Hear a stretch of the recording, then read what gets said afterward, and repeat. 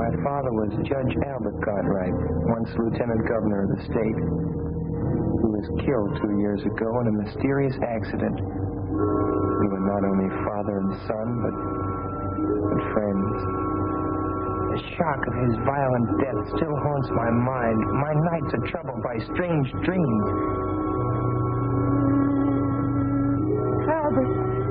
Albert, you've come back to me. I'm happy again. Mother, no.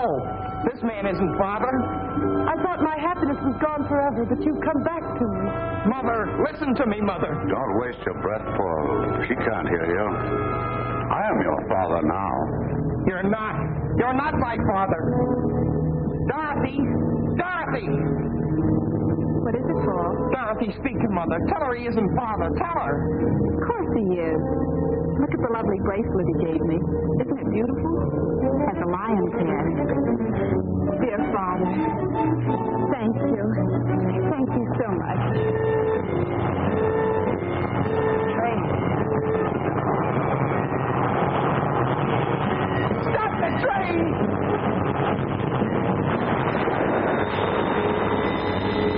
Just what I've been waiting for.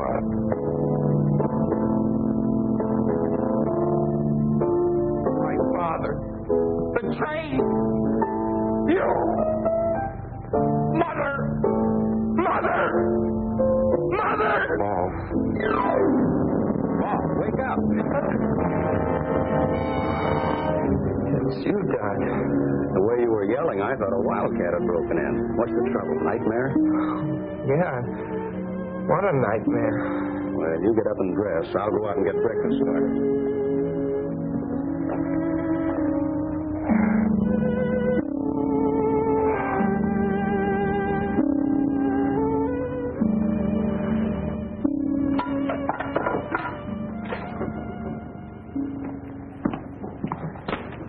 Fall too, Paul. Here's your breakfast.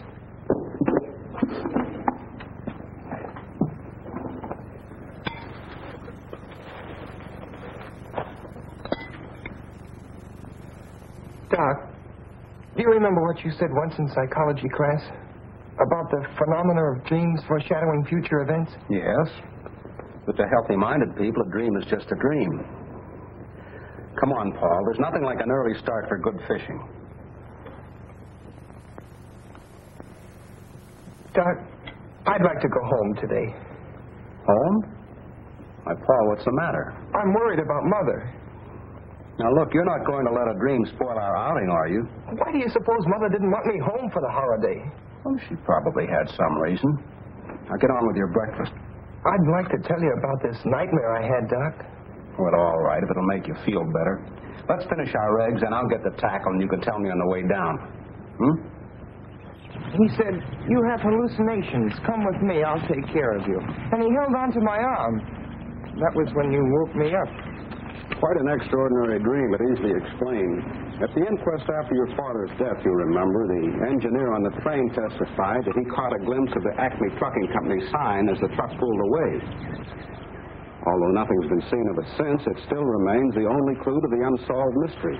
Naturally, it would be impressed upon your mind. Oh, yes, but... And the Schumann Concerto was your father's favorite composition, if I recall correctly. But it all seems so real, and I remember every detail. The bracelet, the abandoned farm buildings, and the things this man said, like, it's just what I've been waiting for. And the terrible danger to Mother and Dorothy. Forget it, Paul. You've been working too hard at school. This is a perfect way to relax. Hey, they're jumping like crickets. Come on.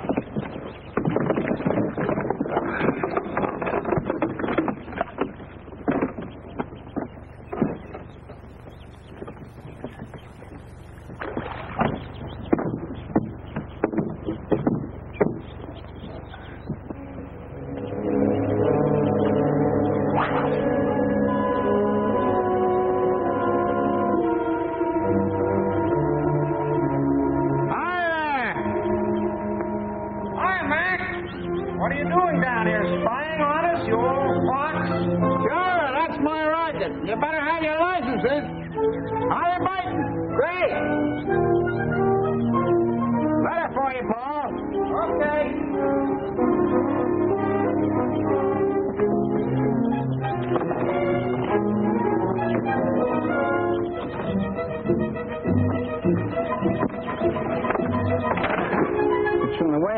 bust and forwarded up here from the school, and I figured it might be important, so I brought it up to you. Well, thanks, man. No trouble. If there's any answer, I can mail it for you over in the village. Well, there's no answer. It's a letter from my father. Huh? Say, you're not pulling my leg, are you, Paul? Oh, no, Max. Dad left a series of letters with the office of his estate. I get one every few months. Well, I'll be doggone. Leave it to the judge to think of something like that. Uncanny smart that man was. Well, you want to read that sort of private.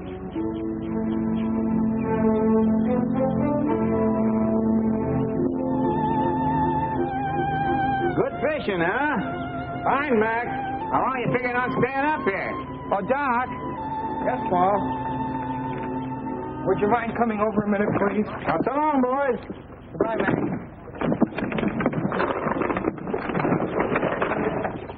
What is it, Paul? I received one of Dad's letters. I'd like to read part of it to you. Go ahead.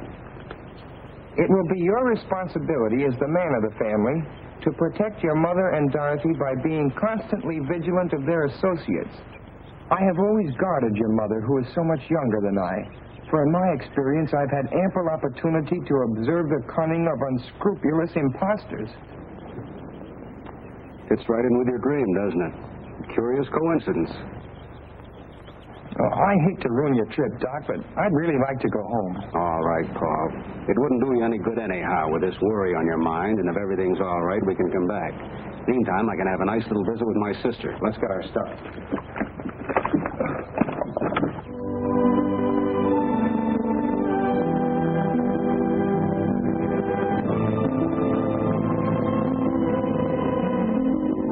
Doc. You're welcome, Paul. You can reach me at my sister's. Okay. So long, Doc. Hello, Ben. Mr. Paul. Well, this is a surprise. Oh, I got kind of homesick. How's everything, Ben? Well, everything about the same so far. Where's my mother? Mrs. Virginia, she went over to the club to have lunch with Mr. Curtis. Curtis? Well, who's he? Well, he's been coming around here every day for the past month. You mean he's been coming around to see Mother? He sure ain't been coming to see me. No, sir. What's he like, Ben? Well, he's a fine-looking man. Nice talking, too. But things like in my place to venture an opinion. No, sir. You don't like him? Well, you see how it is. Being with the judge so many years, I got to know just what folks he like and don't like. And I kind of suspect this Mr. Curtis wouldn't be on the list. No, sir. I see. But don't you take no preconceived ideas from me, Mr. Paul. Take Constitution. Like the judge used to say, to exert undue influence on the bench. No, sir. That's right, Ben. I better take your bag upstairs. Should I run you a bath, sir? Oh, never mind. I'll just take a shower. Yes, sir.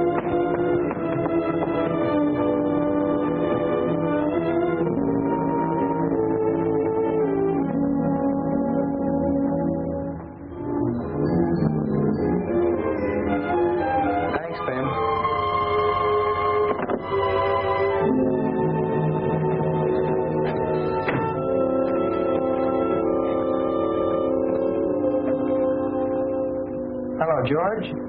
Yeah? Well, for God's sakes. Well, where are you? Well, why didn't you let me know? Come on over. I want to talk to you. It's confidential. Okay.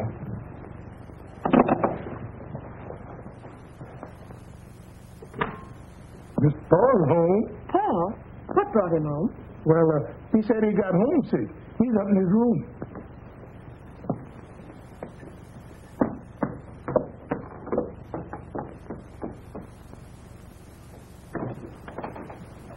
Oh, darling. Hello, Princess. Didn't you like the fishing? Oh, it was all right, but I wanted to come home. Well, I had so many engagements, dear. Of course, if I'd realized Come that... clean, Mrs. Cartwright. Who's the Romeo? Benjamin told you.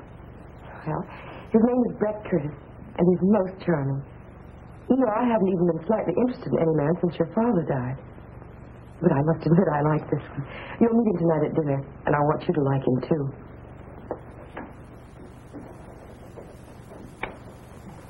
Are you sure he's all right? Of course he is. Everyone finds him fascinating. He's amusing and interesting. He's been everywhere, and he's most attractive. You know, in some ways he reminds me of your father, except he's younger. Oh, don't look so worried. Well, you're my responsibility now, you know.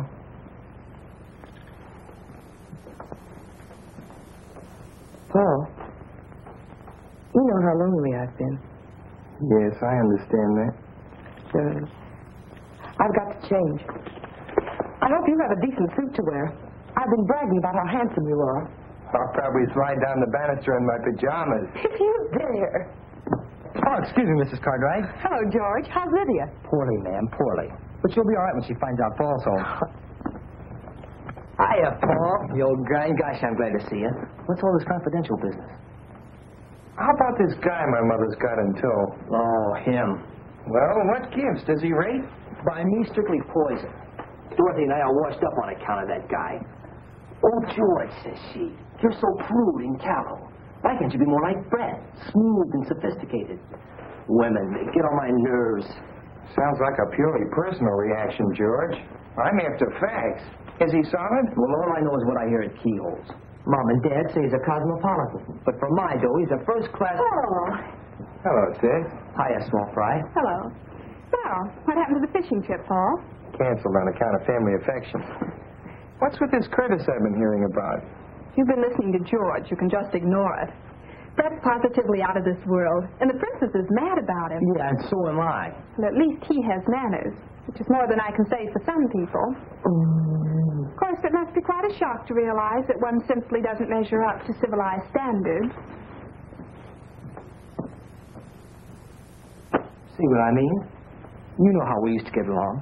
Now where am I? Oh, take it easy, George. It may blow over. Nah, she'll never be the same. And I'm too old to change. There he is now. Fred, how are you? For me? Oh, you're too divine, Fred, really. Bring some flowers, a big droop. Fred, you simply turn my head. Turn her head, I'd like to wring her neck. She thinks he's a great wit, but nothing I say is funny anymore. How about staying to dinner, George? I don't feel like facing this alone. Okay. I'll call up home. You'll have to lend me a tie. Oh, sure.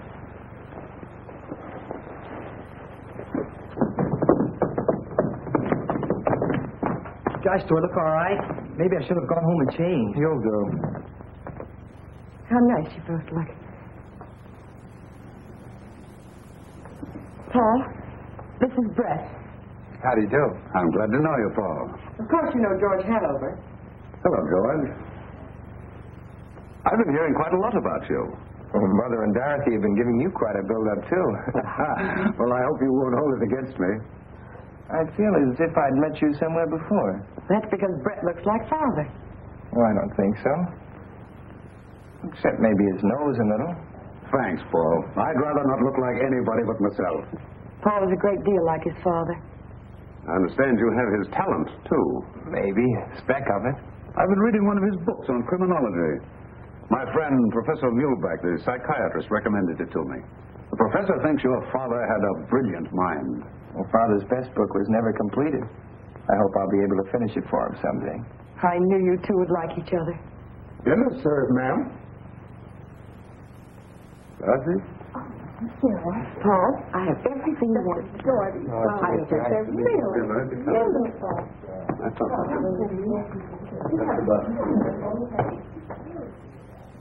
You don't mean to tell me you like him. I didn't say I liked him. I just said I could see why Mother likes him. Yeah, but does Dorothy have to drool over him like a goon? Oh, Dorothy's nothing but a child. Child, nothing. She's a first-class flirt. The way she hangs on that guy's words. Honest, Paul, it sickens me. Pure jealousy. Me? Jealous? Yeah. Gosh, that's right. Maybe I am.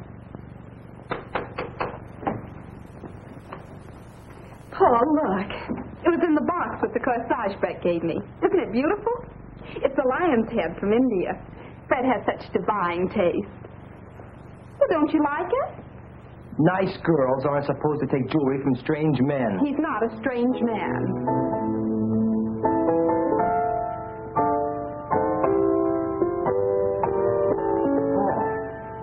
What's wrong? You look white as a sheet. I feel kind of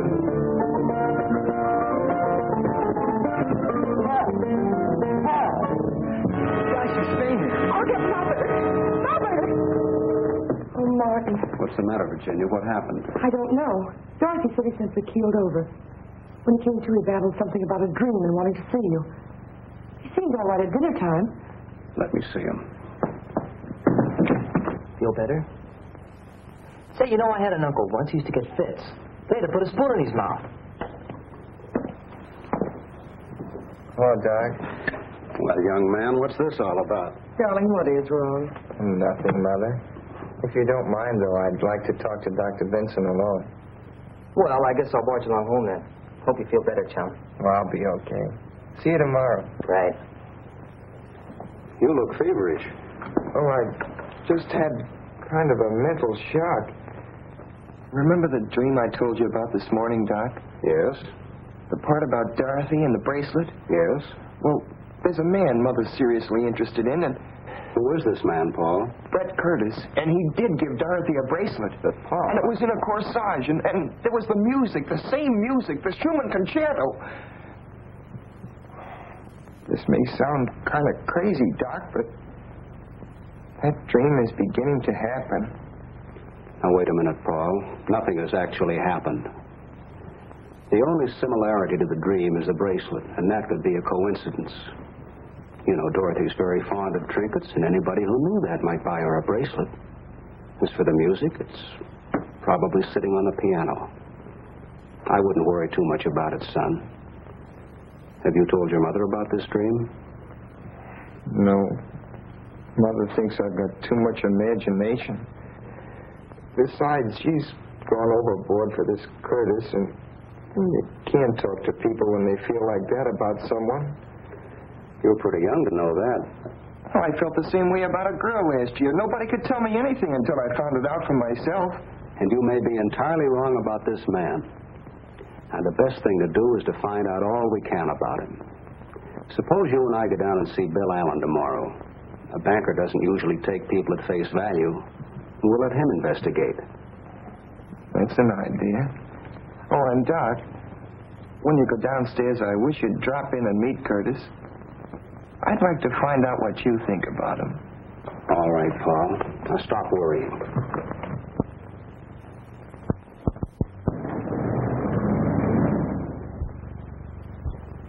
Come on, Paul.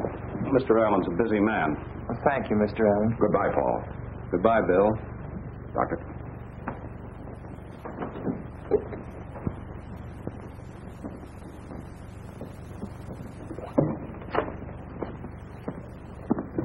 Good morning, Curtis. Oh, good morning, Doctor. Hello, Paul. How are you feeling? Well, I'm fine, thanks. You certainly gave us a scare last evening. I hope you've laid down the lot with him, Doctor. What he needs is more fresh air and exercise. Well, you can't pass exams on fresh air. Not in my school. No, Paul takes his studies very seriously. Come along, Paul. Good morning, Curtis. Goodbye.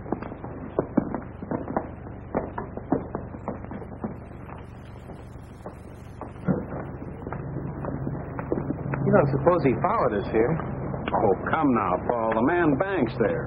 Aren't you convinced that Allen knows what he's talking about? My intuition isn't. I'd take it easy on that intuition business, son. It can become an obsession, you know. Well, if you don't mind, Doc, I think I'll walk home. Well, that's a splendid idea. Do some deep breathing and try and rid your mind of Curtis.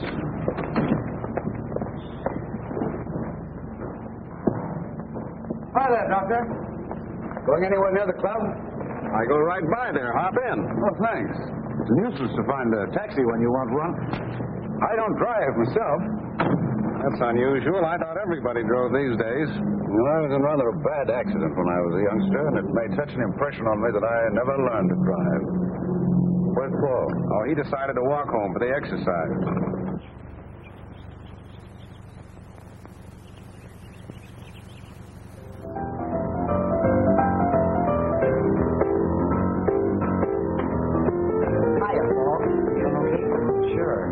What gives?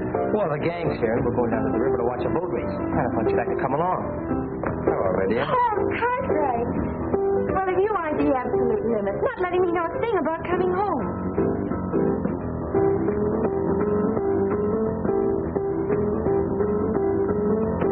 Ben, what are you doing with that picture? Miss Virginia wants it taken up to the study. Why? I couldn't say.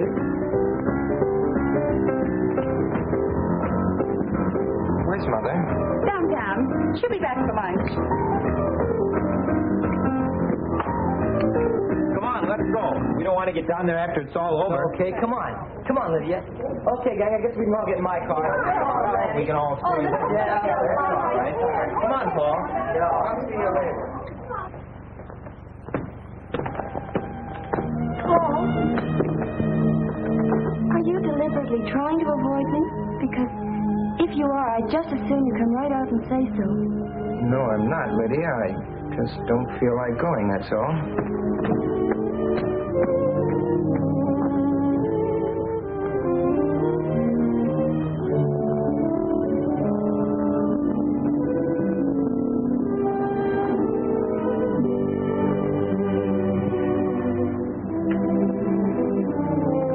Sorry, sir. I sure did hate to move the judge out of his place. Well, maybe this is where he'd rather be, Ben. He spent most of his time up here anyway. Yes, sir. He looks so alive. Almost as if he could speak. I wished he could.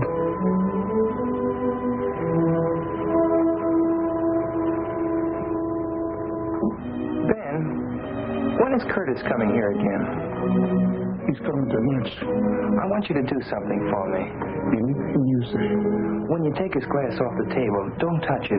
Use a napkin and put it aside. You know what I want, Ben? Yes, sir. Oh, and Ben, I'd like a sandwich and a glass of milk up here, please. Yes, sir. Do you have the keys to the files? Thanks, Ben.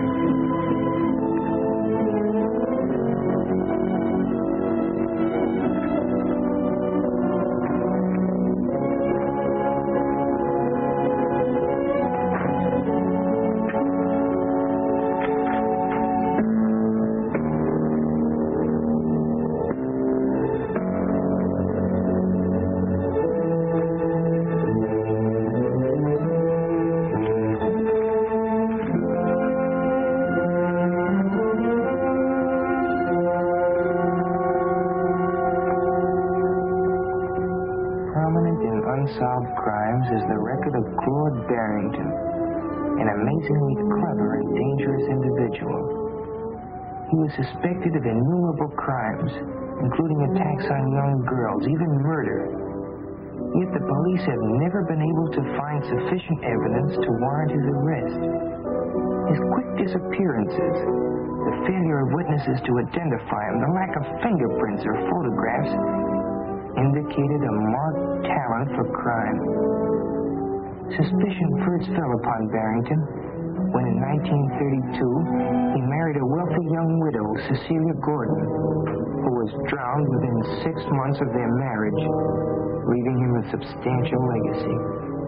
However, no evidence could be found to prove that Barrington was in the vicinity at the time of her death. Paul, darling, what are you doing up here? Reading up on something in Dad's files. It's such a lovely day. You should be outdoors.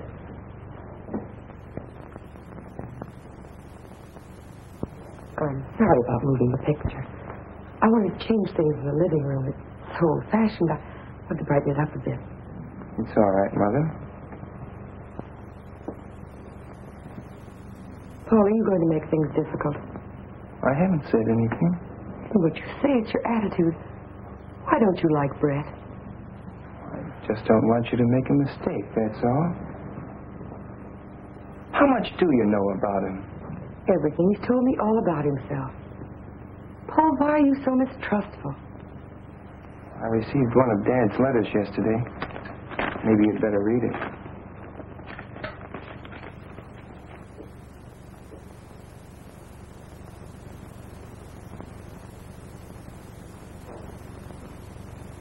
Poor Albert. He saw so much of crime and wickedness, he was bound to become overcautious. Now I understand why you're so anxious, dear. What is it you want to know? Has Curtis ever been married before? No, he's a bachelor. He was going to be married a few years ago, but the girl drowned shortly before the wedding. Brett was terribly broken up about her, of course. She was drowned? It's quite a tragedy. She was so young. Well, Paul, anything else? Where does he get his income? Oh, he owns mines and things. I had Mr. Allen check into all that. You see, I'm not as irresponsible as you think I am. You're not going to marry him for a while yet, are you? I don't know, Paul. I think you should wait. Paul, I don't want to make you unhappy. But that's one thing I must decide for myself. You mean you're going to marry him right away? I may. But you can't. You've got to give me time to... Give you time? For what? Well, to get better acquainted with him. Darling, you'll be going off to school soon. Your life will be occupied with other things for years. Paul, try to understand. Try to be fair. Please. For my sake. All right. That's better. You'll be down for lunch? No, Benjamin's bringing my lunch up here. I'll be down later. Maybe you could play some tennis with Brett. He plays an excellent game. You just give him a chance to be himself. You two would probably be the best of friends in no time. I've got to go now. Don't work too hard, darling.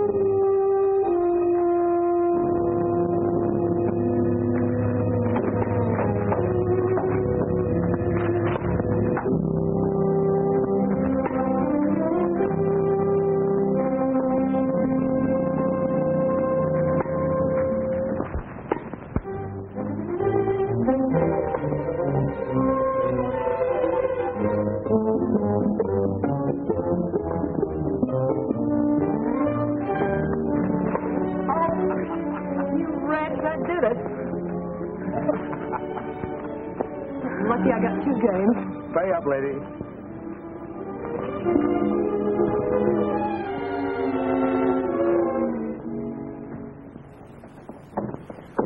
Hello, Paul. How are you feeling? Okay. How was the boat race? Keen. The Blue Moon won. You should have come with us, Paul. Lydia's furious. Oh, she'll get over it. I've got too much on my mind.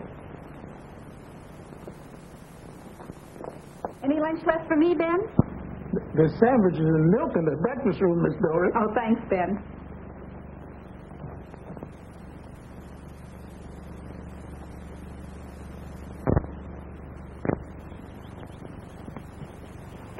Hello, darling. Hello, Paul. Where have you been hiding? Well, I had some work to do. I hear you're taking law at college. Just the groundwork. My main interest is criminology. Mr. Curtis, do you believe there's such a thing as a perfect crime? It's possible. I've been reading about some perfect crimes in my father's files. He believed there were more undetected criminals at large than have ever been caught. Well, I shouldn't be surprised. The police have their limitations. What a morbid conversation. Brett, it's too bad you've changed. You could have played some more tennis with Paul. I wouldn't have time, darling. I promised to go up to Middleborough and look at some property for a friend of mine. Oh, Brett, why couldn't we drive you up? The ride would do Paul good. Oh, that's nice of you, Virginia, but it'll take hours to look at tracks, and I'll be talking business. I'll phone you when I get back. I'll walk down to the gate with you. Do, Paul. Goodbye, Brett. See you later, darling.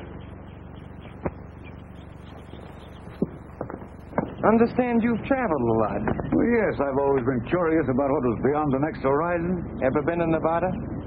Yes. Magnificent country it is, too. Makes a man wish he could paint. You'd like it.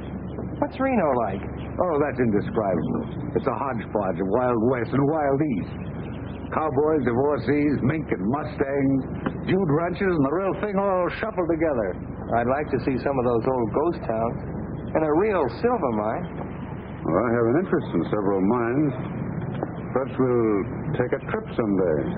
Do you know Colorado? Quite well.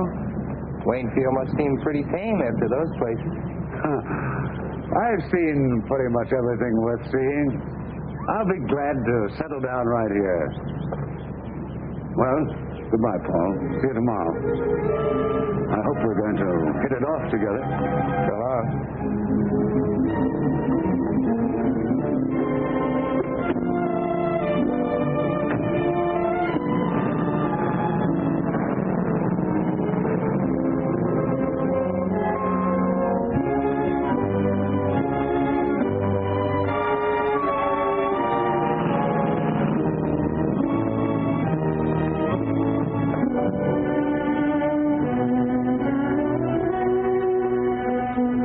Hello, Mr. Curtis. Professor's expecting me. Yes, sir. Mr. Curtis. Send him in. Go right in.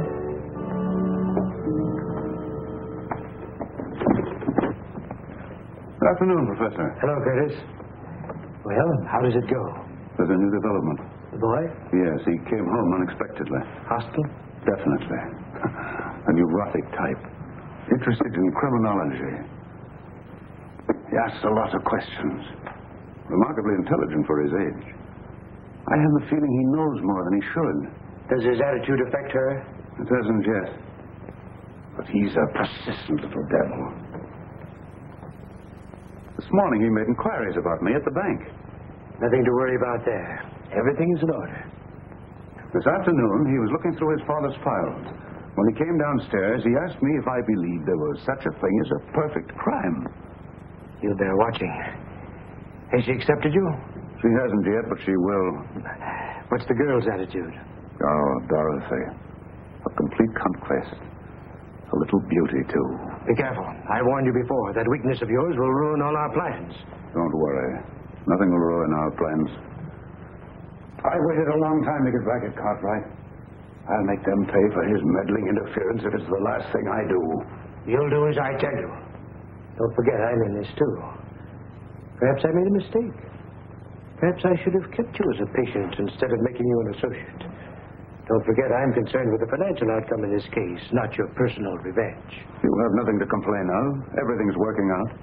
The boy is the first hitch. He sounds like a subject for mental analysis. You might suggest it to the mother. Sometimes these cases destroy themselves. The important thing is to get the wedding over with as quickly as possible. When you are legally in possession, we can take care of him here. Funny, that thought was in my mind, too. But why wait till I'm in possession?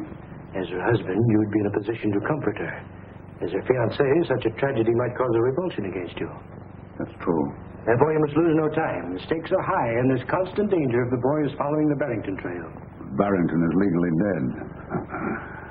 Fortunately, so is the judge. However, fools and children sometimes stumble upon details which even the most careful strategist has overlooked. I had better meet the lady as soon as possible. Meanwhile, you must impress her with my professional distinction. Understand? Perfectly. Now be careful. If you can't accomplish this within the week, our relationship shall revert to that of doctor and patient. I'm spending the weekend with them. I'll have her consent before Monday.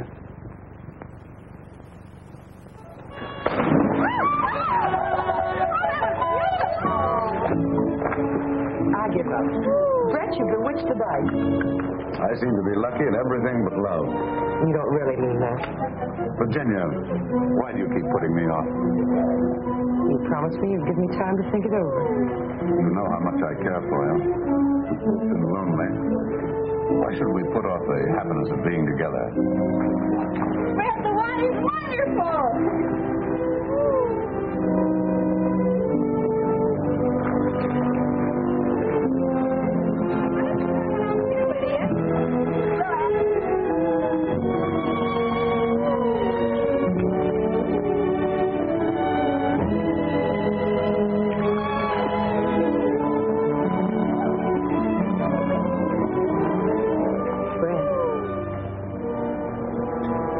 Yes.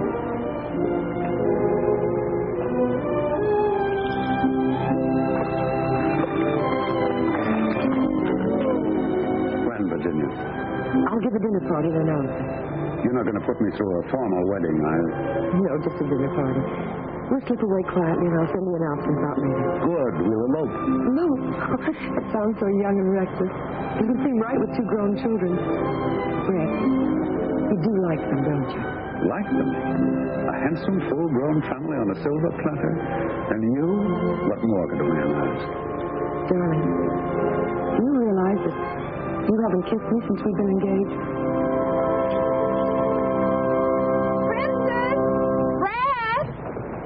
Not much privacy around here, is there? Well, that's family life. Why don't you come in for a swim, Brett? The water's wonderful. How about a swim, Virginia? Oh, no, darling, you go. I want to write the dinner invitation. Is there anyone special you'd like to ask? Why, yes, my old friend, Professor Muhlbach, you know, the psychiatrist. You'll enjoy meeting him. Enjoy your swim, darling.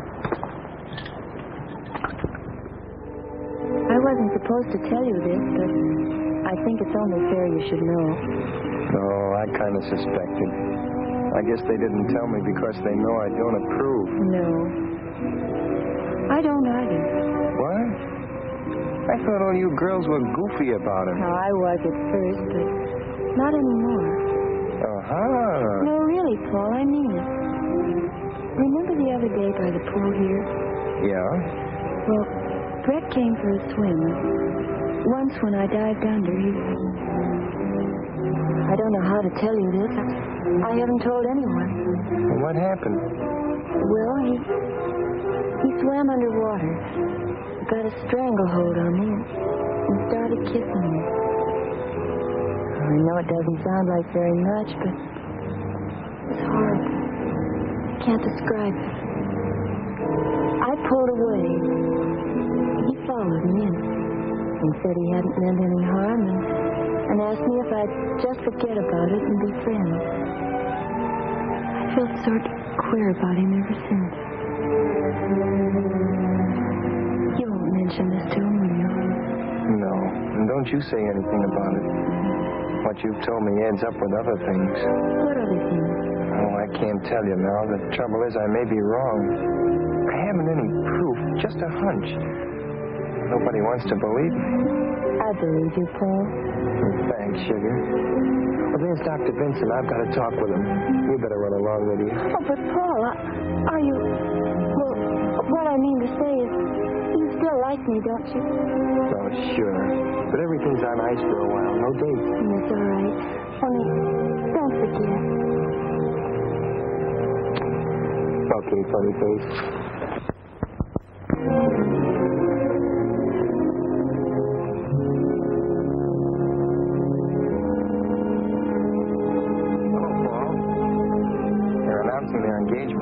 I suspected as much. What have you found out? Nothing unfavorable to Curtis. Mr. Allen gave me these answers to some inquiries he made. After reading them, you'll probably agree it looks like the clean bill of health. Well, that may be so, but Lydia just told me something. Would you mind coming up to my room a minute, Doc? Not at all, Paul.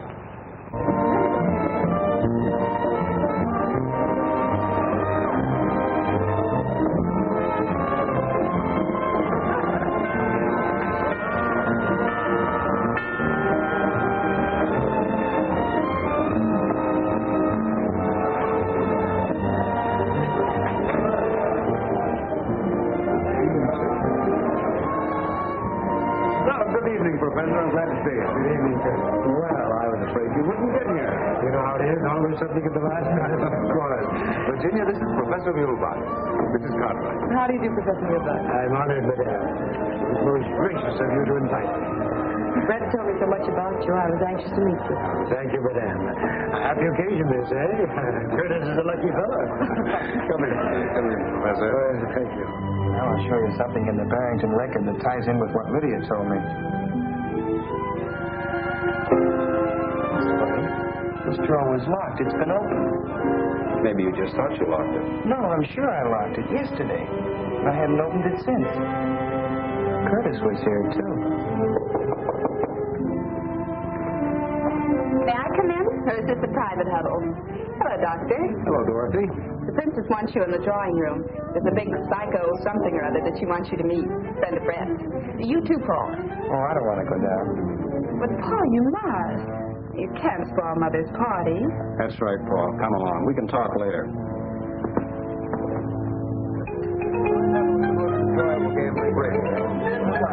However, I must say that I think that we won that rubber. Why? Because Virginia was so. Virginia's arithmetic is delightful. She subtracts by counting backwards on her fingers. 10, 9, 8, 7, 6. That means 10 minus 5 equals 6. Well, that's right, isn't it? Of course it's right.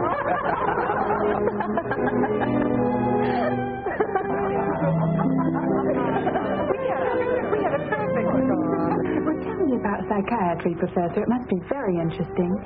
I'd love to be psychoanalyzed sometime. I'd be delighted to do it. Anytime you say. Now, look. Miss Cartwright. Benjamin, Mr. Curtis will call. Well, my friend, here's a chance to display your domestic accomplishments. Just what I've been waiting for.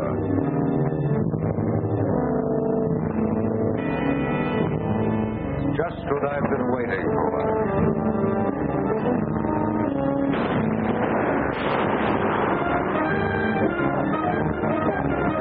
Sorry.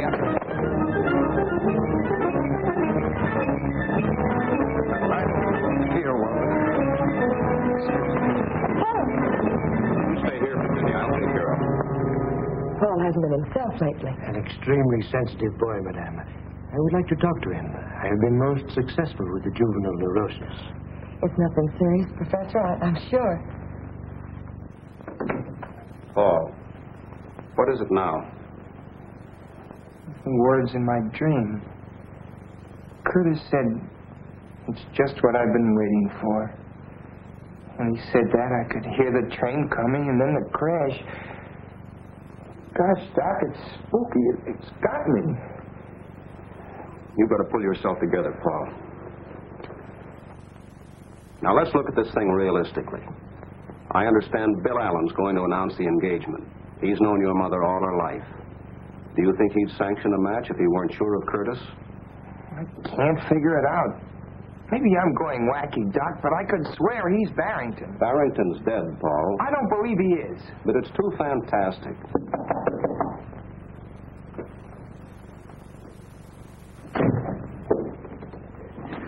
How is the young man feeling, Doctor? Oh, he's all right. He was just having a dizzy spell. Perhaps I can be of some assistance. Nerves are my specialty. May I come in? Well, it's just a reaction from overwork at school. Ah, yes, I was an intense student myself at this age. Do you mind if we have a little talk, young man? I feel all right. Perhaps the doctor had better go downstairs. Seems a pity to spoil Madame's party. I'd rather have Dr. Vincent stay. Of course, I have no objection. Let's sit down and be comfortable. I understand you are an unusual boy, Paul. Extremely talented. You intend to pursue your father's research into criminology? Yes. An interesting subject. But something must be done about these nervous attacks. They're not exactly normal at your age. I presume you are devoted to your mother? Of course. As one student of human nature to another, may I speak frankly? Go ahead. In some cases, filial devotion to a mother goes beyond the borderline of normality. It can frequently produce hallucinations. Did you say hallucinations? Do not be offended. I'm merely stating a theory. Let go. Please don't agitate yourself. I'm only trying to help you. I don't need a psychiatrist. But you do. I believe it is your emotional aversion to your mother's remarriage which produces these neurotic symptoms. I'm sure I can cure you in a very short time.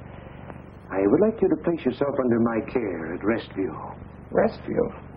That's a sanitarium for mental cases. Yes, but I wouldn't consider you a patient, merely a guest. Guest? Well, that's right of you. Good night, Professor. I'm sorry. I assure you I meant no offense. May I see you a moment, Doctor?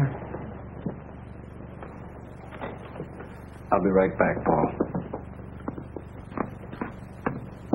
Boy's agitation reveals an emotional influence which should be corrected immediately.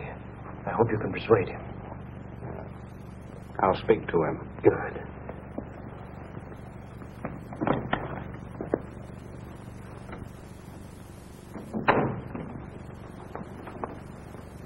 Well, The same words as your dream, weren't they? It's extraordinary.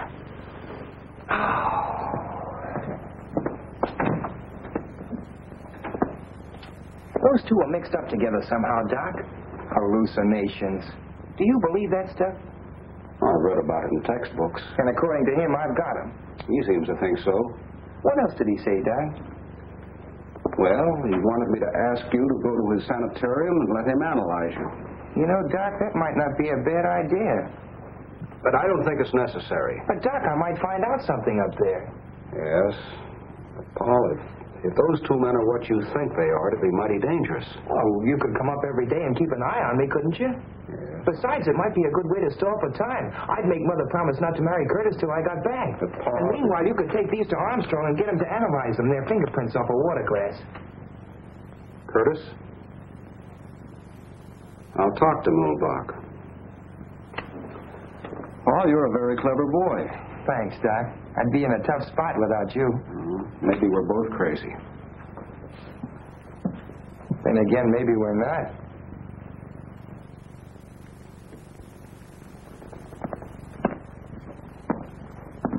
It's a lovely room, isn't it, Paul? Very nice. I hope you'll find it comfortable. My routine is a simple one. A few heart-to-heart talks, plenty of food and rest. Believe me, Mrs. Cartwright, he will return home a healthier and happier boy. I'm sure you will. Goodbye, darling. Don't need too much. You'll take good care of him, won't you, Professor? Of course, madame. I'll drop in tomorrow and see how he's getting along. Please do, Doctor. I'm always happy to have the cooperation of my colleagues. Goodbye, Paul. I'll see you tomorrow. Goodbye, Doc. Bye, Princess. Goodbye, darling. I'll see you later.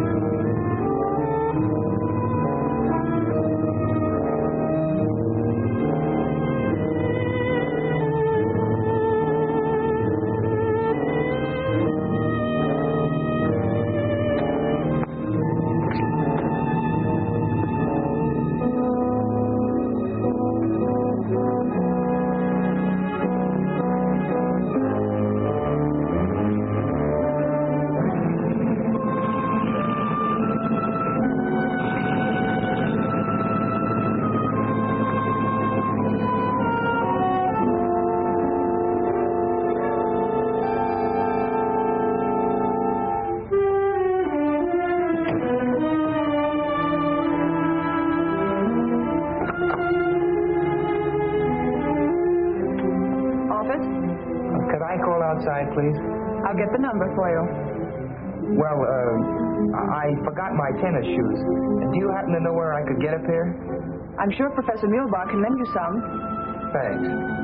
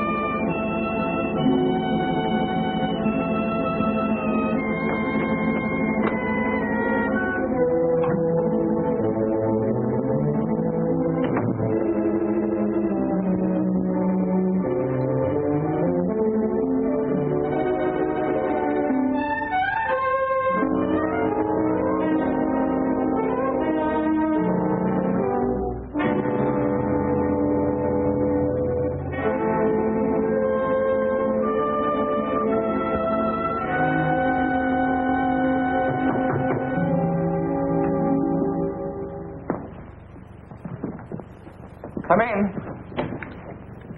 Well, Paul, can I help you get settled? Oh, no, thanks, Professor. There's not much to do.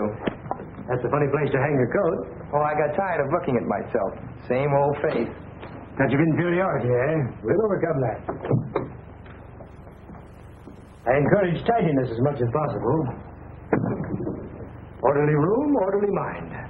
I hope you have a good appetite for lunch. Pretty fair. Anything special you prefer? Well, I'm not fussy, Professor. That's a nice garden you have. Gardening is my hobby. I'm very proud of my flowers. How about the rest of the place? Do you have many patients? Quite a few, but don't let your mind dwell on that. We are facing in the direction of normality. I hope you will have complete confidence in me. I'll ask you many personal questions. You must be truthful and accurate in your replies. That's important. Remember, we're friends. Just call the office if you want anything. Is it all right if I use the phone to call outside? Certainly. Feel free to call anyone you wish. Thank you. I'll see you at lunch.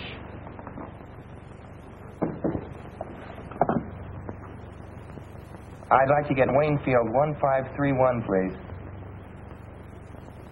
Hello, Dixon. What's mixing? Oh, Paul, where are you?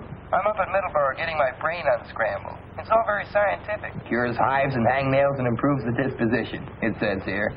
Are you missing my kissing? Was that some kind of code? No, just juvenile vernacular. What pleases the significance? Young romance in the modern manner. Romance. I see.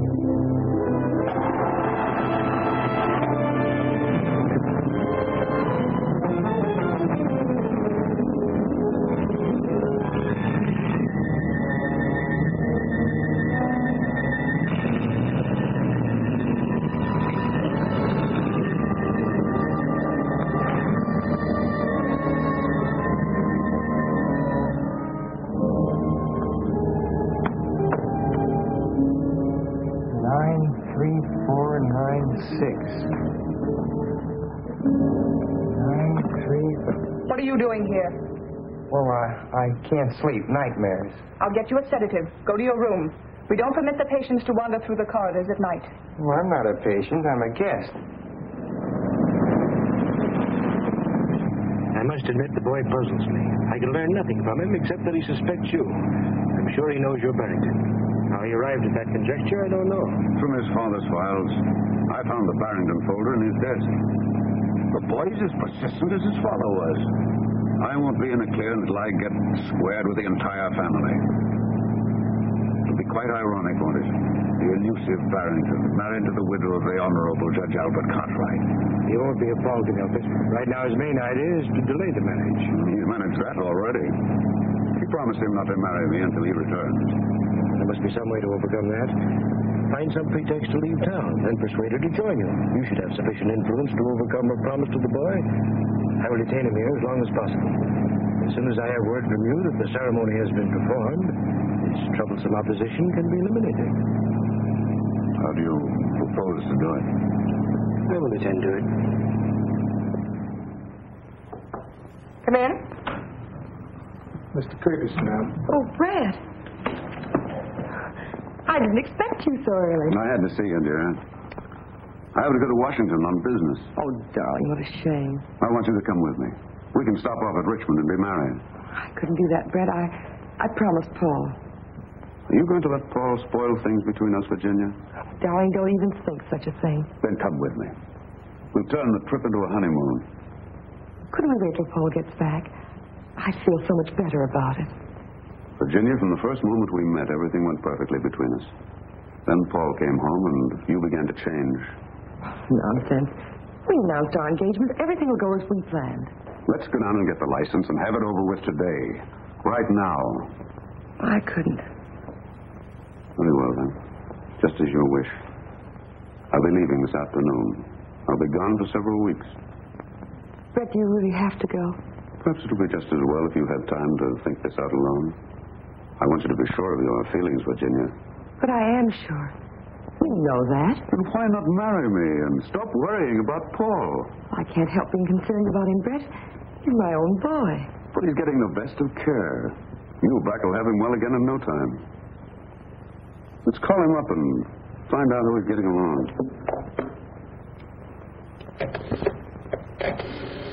Of course, he's doing splendidly, madame. You have no cause to worry. No need to delay your marriage. Allow me to offer my felicitations. Goodbye.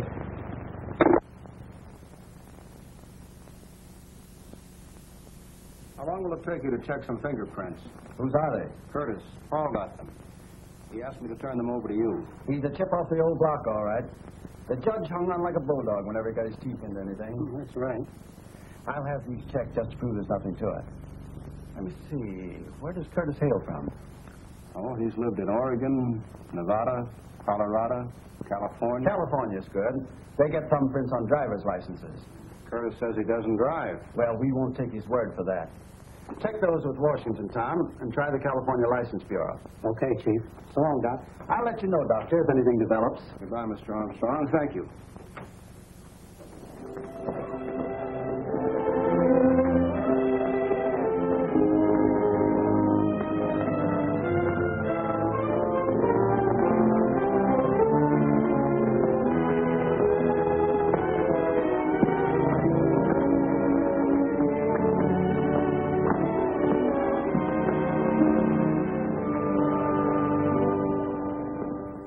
The door was not locked.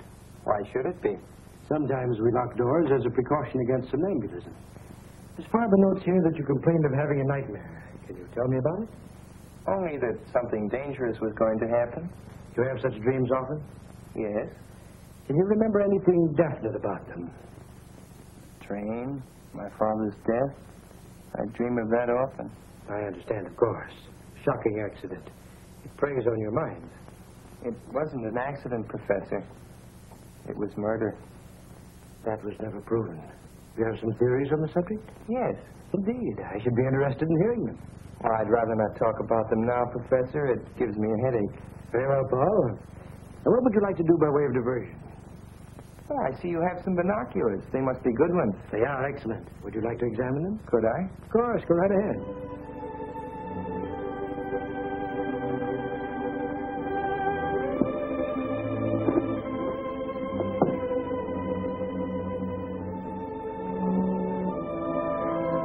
Swell. I'd like to take a good look. Come along. You can see Waynfield through them from the roof.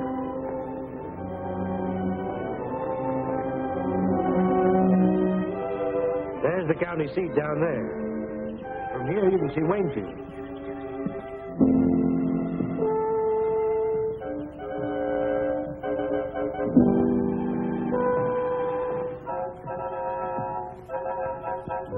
Over here, Paul, you can see the ferry crossing the river. What's that building down there? Just an abandoned farm. Over this way, Paul. See the ferry? You can almost distinguish the people's faces on the deck.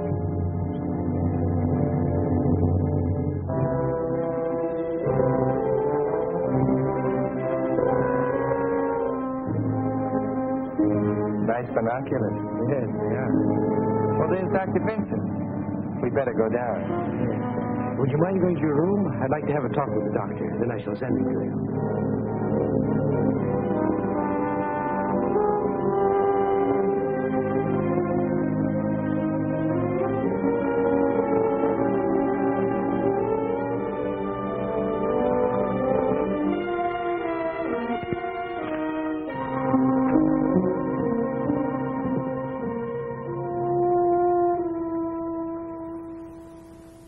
I'm very glad you came, Doctor.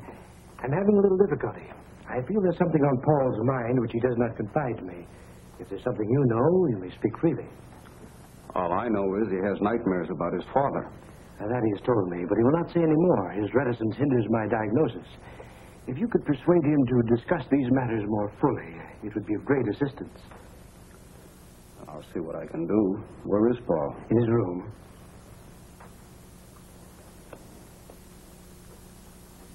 Show Dr. Vincent to Cartwright's room, please. Thank you.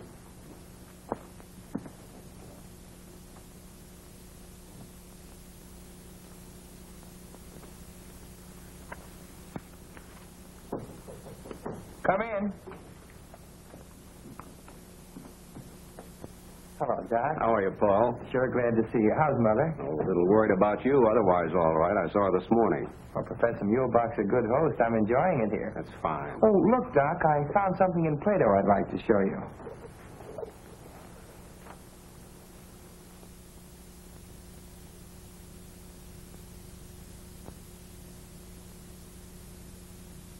Oh, yes, yeah.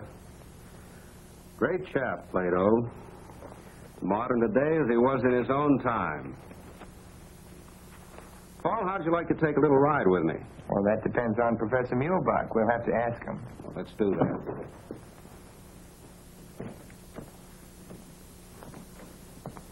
Well, how do you find your patient, Doctor? He looks rested, but I'd like to take him for a drive in the fresh air so he won't feel shut in here. That is, if you have no objections. Not at all. Provided you don't keep him out too long. Oh, a half hour or so. We'll take a drive through the hills. This is beautiful country. I trust you will urge Paul to relax and talk more freely. I'm very anxious for him to get straightened out so he can go back to school. If he falls any further behind, I'm afraid he'll overwork again. Of course. Well, come along, Paul. We won't be long.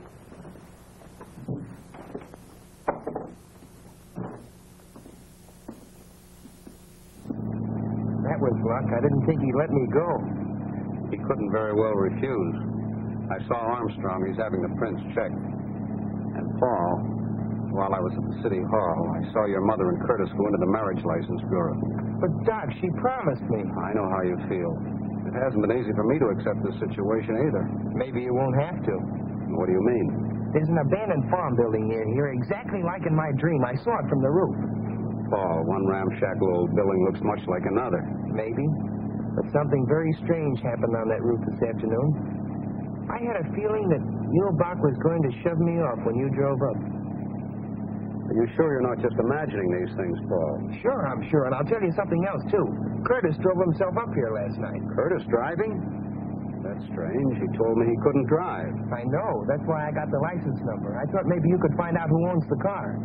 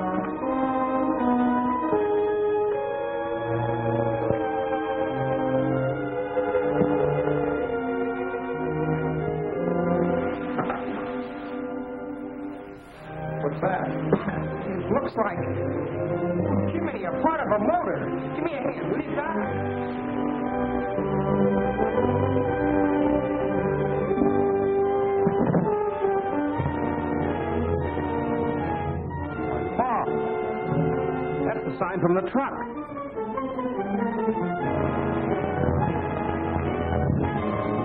Son, you certainly called a turn on this one.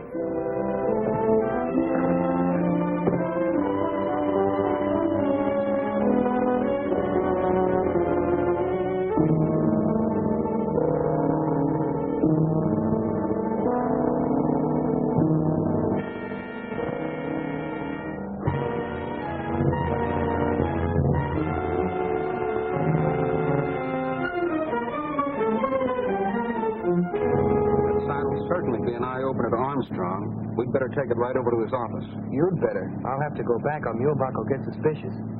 You'd better stop here, Doc. I'll walk the rest of the way. No use taking any chances with that evidence.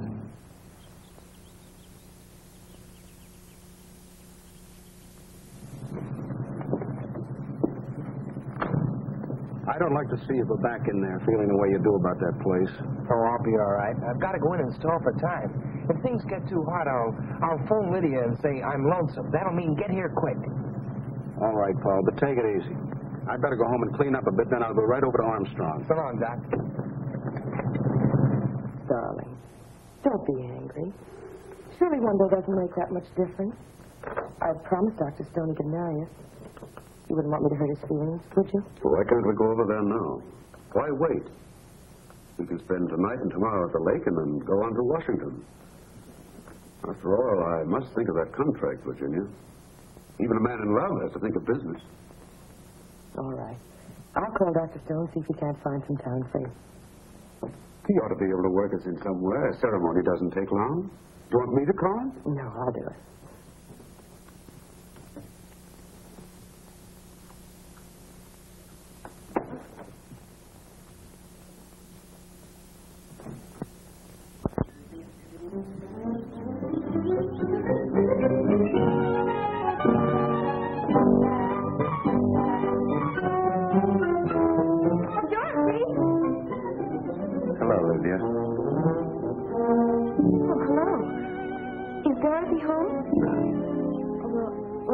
Come back later. Oh, don't go away. Fred? Oh, Fred, where are you? Out here. We have a visitor. Hello, Lydia. Hello, Mrs. Cartwright. Oh, goodbye. That's strange. What on earth happened? Nothing. She just came looking for Dorothy. What did Dr. Stone say? Dr. Stone? Oh, yes. He's busy all day today and this evening. But I made an appointment for noon tomorrow. Oh, good. Now, where shall we go to celebrate? Why not go to that little inn where we first had dinner together? Brett, I'd rather not go out tonight. I've got packing to do and a few letters to write. I'll just have dinner on a tray in my room with Dorothy and tell her the news. She goes back to school on Monday, and I won't have another chance to see her. I hope I may look forward to your exclusive attention on our honeymoon, Mrs. Curtis. Well, you shouldn't call me that, not yet. It's very unlucky, you know. With all the luck I have, I can afford to be reckless. Upon you later, darling.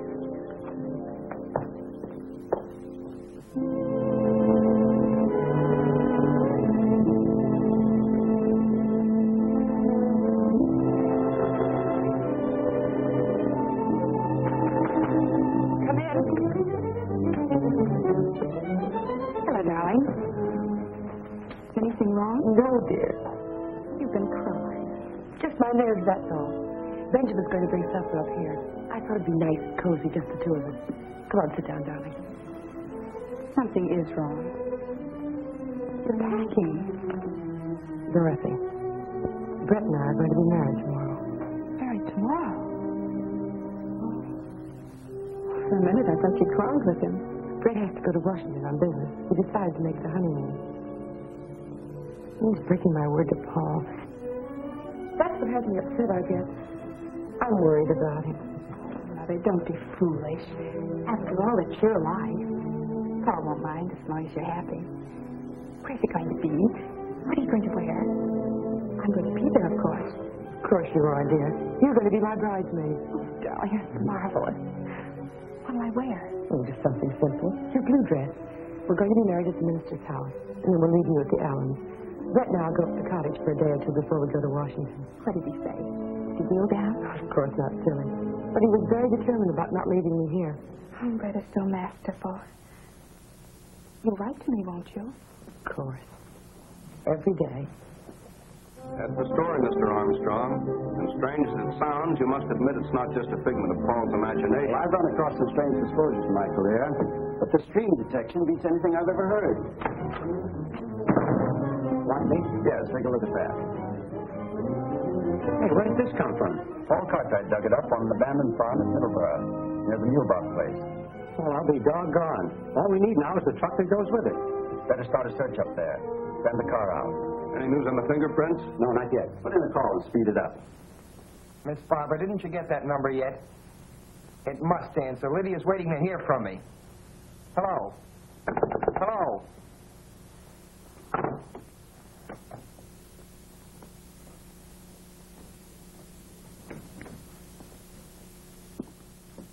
What do you mean by disconnecting the phone when I'm trying to get a call through? I want you to be absolutely quiet. You are agitated. I was afraid your outing today would be too much for you. I'm getting out of this place, but quick. Not in your present condition, my boy. You are hysterical. I couldn't possibly allow you to leave in such a state. Allow me? You don't think you can keep me here if I want to go, do you? I'm afraid that may be necessary. You seem to be forgetting that I'm a guest. All my patients are guests. Sit down, my dear boy, and calm yourself. Tell me, what has upset you? Was it something you found at that farm where you went this afternoon? You followed us. I observed you from the roof with the binoculars. All right, since you know so much. We found the truck that killed my father. The police ought to have the evidence by now, and I know you and Curtis were mixed up in it. Again, you were having hallucinations.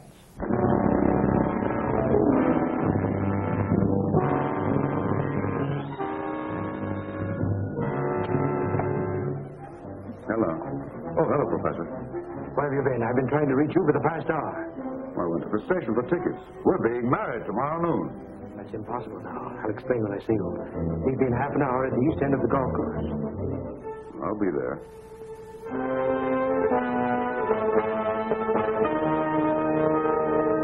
I don't like to exaggerate Paul's danger, Mr. Armstrong, but that place up there gives me the creeps. I'm uneasy about the boy. Why does everything take so long? The machinery of the law, Doctor. It's much better than it used to be. Armstrong? Barber? The car driven by Curtis is registered under the name of Charlotte Barber. Does that name mean anything to you, Doctor? Why, yes. She's Muhlbach's secretary, yeah? Put a blanket out for it. Get going. Chief, the California Motor Vehicles has a thumbprint on Brett Curtis. It matches the print taken from the body in the mine identified as Barrington. That means Curtis was killed in the mine, not Barrington. Paul was right. And Barrington is just cunning enough to pull something like that, too. Then it isn't unlikely that Curtis Could be Barrington. Well, Chief, we got what's left of the truck, buried under a ton of hay. Any fingerprints? Yep, in the tool compartment. Compare those.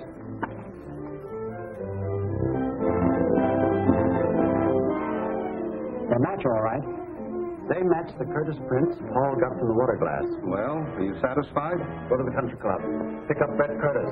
Suspicion of murder. Cartwright's case.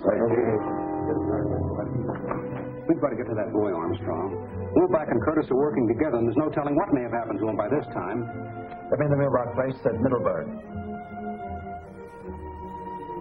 Now, don't worry, Doctor. We'll find out in a few minutes.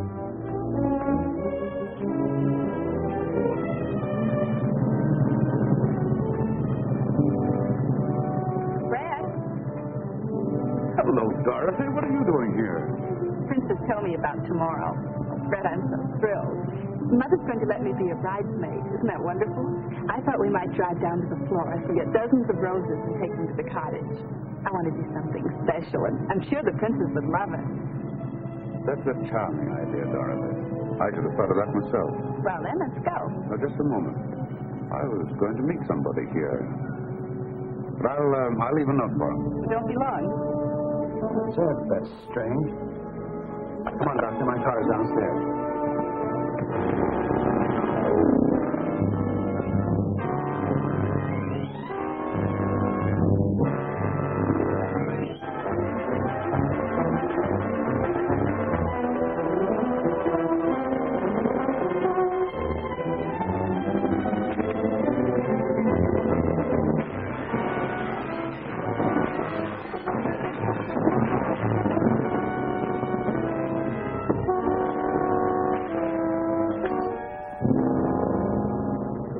Muhlbach? Yes? Mr. Curtis asked me to give this to you. Thank you.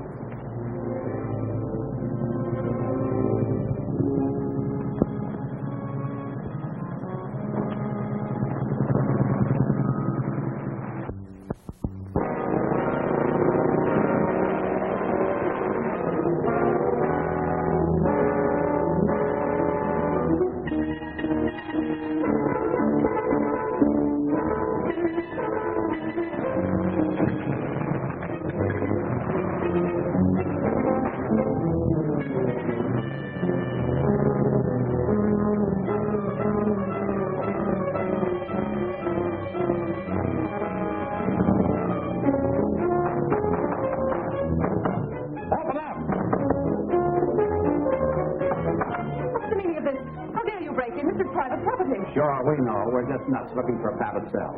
Where's the Cartwright boys? I know nothing. I'm just an employee here. Well, we'll just have to go around breaking down doors. You have no right to search this place. You have no warrant. The district attorney wants Paul Cartwright, and he wants him alive. Of course he's alive. He's in his room. Which room? The first one down the hall, but it's locked. You a key? No, Professor Muhlbach has the key. He's out for the evening. Slade, take this woman in custody. Hold her as a material witness. Come on, Langdon.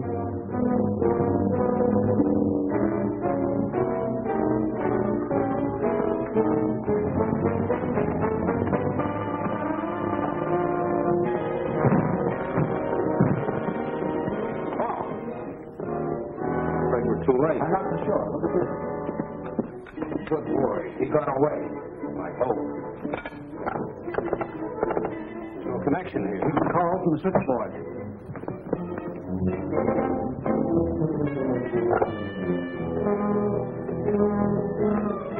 Calling his home? No, I'm calling Lydia. I don't want to alarm Virginia just yet. Curtis may be there. That's right. I'd better have the Cartwright house covered. Hello, Lydia. Yes, this is Dr. Winston. I'm up at Muhlbach's. We've been trying to get you in Mr. Armstrong's office.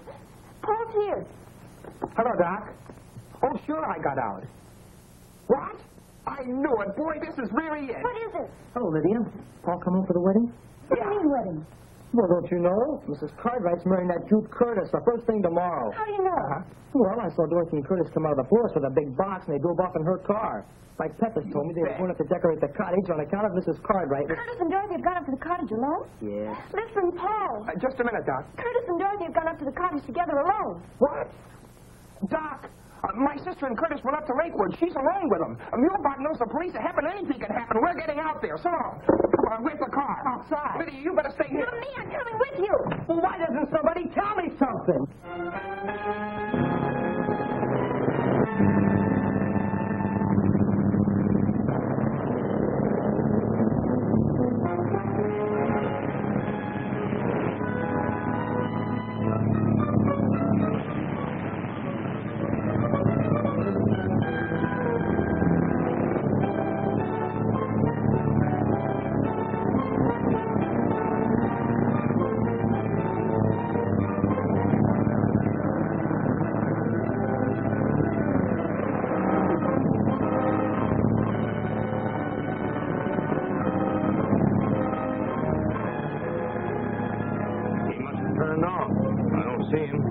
Better backtrack.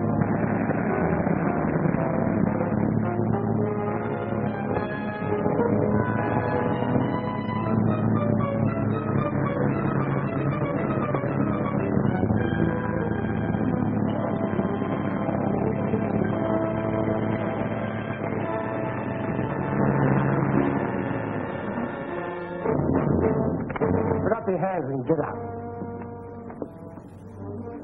What's the meaning of this? You're under arrest. This is an outrage. You must be mistaking me for someone else. Come along. But the princess will arrange them all over again.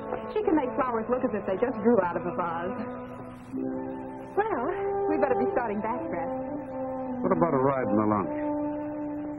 It's perfect out on the lake. There are a million stars floating on the water, and the crescent moon looks like something out of Ulmer. Fred, you are the most romantic person. Most men around here never even heard of Omar Khayyam. If they did, they think he's a Turkish wrestler or something. Mother's really lucky. I'm glad you think so. Why are you looking at me like that? course, you're very lovely in the moonlight. Oh, everybody is, but I adore compliments. The best I ever got from George was, oh, come on, you look all right. You know, Brett, I've grown out of that crowd. I don't know what I ever saw in them. I'm really quite poetic at heart. Only it's positively lethal to let anybody know about it in our crowd. They simply jeer. I heard a car, didn't you? Probably out on the main highway. Don't hold my arm so tight. Oh, I'm sorry. Steps are so uneven, I was afraid you might fall. Really, Brett, I think we'd better not. I must be getting back. Mother will be worried. Where's your spirit of adventure? I thought you were romantic. All right. But we won't stay long.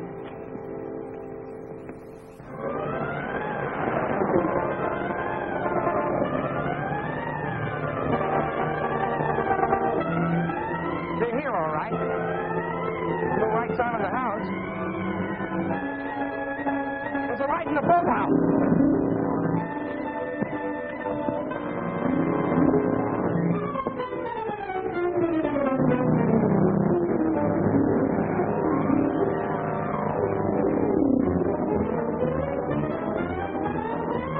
They're in here. Come on.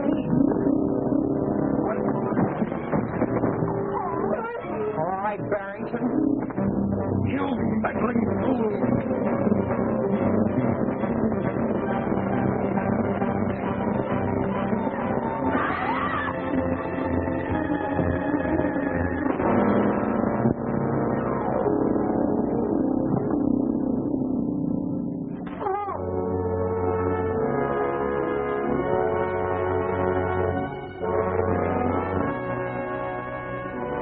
Clearing now. Look, Mother, we can see ahead. No, Virginia. Don't look back. It's all over.